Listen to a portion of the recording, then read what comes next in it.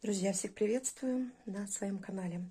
Я хочу анонсировать то, что я записала наконец-то в видеоформате, в аудиоформате.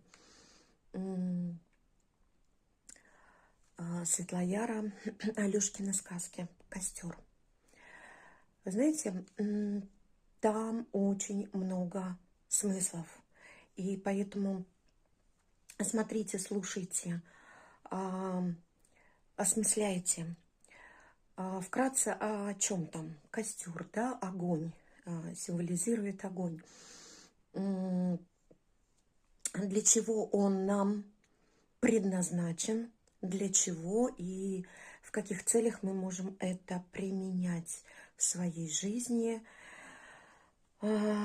и во многих других ситуациях. Не просто использовать костер, да, как для там делания шашлыков, да, там очень глубокий смысл, то есть идет от, как раньше использовали огонь, костер, и с чем это сравнивали, и что это за символ наши предки, и как это можно использовать нам. То есть, предки передают нам эти знания. И вот в Алешкиных сказках, да, называется Алешкины сказки «Костер». Смотрите на моем канале и комментируйте.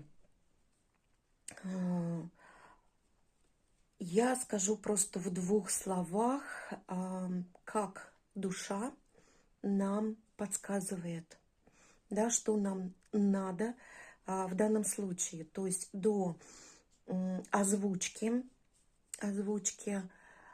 данного видео меня как-то, где-то, наверное, с год назад стало тянуть к... вот у нас есть в городе вечный огонь. Как-то прохожу мимо, и как-то хочется вот постоять, поразмышлять.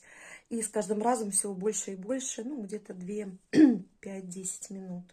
И вы знаете, получаешь какой-то вот заряд энергии, да, очищение и как-то вот разгрузку какую-то. То есть не вот просто, да, постоял, посмотрел. То есть, для каждого свое будет, поэтому применяйте, слушайте и применяйте в своей жизни.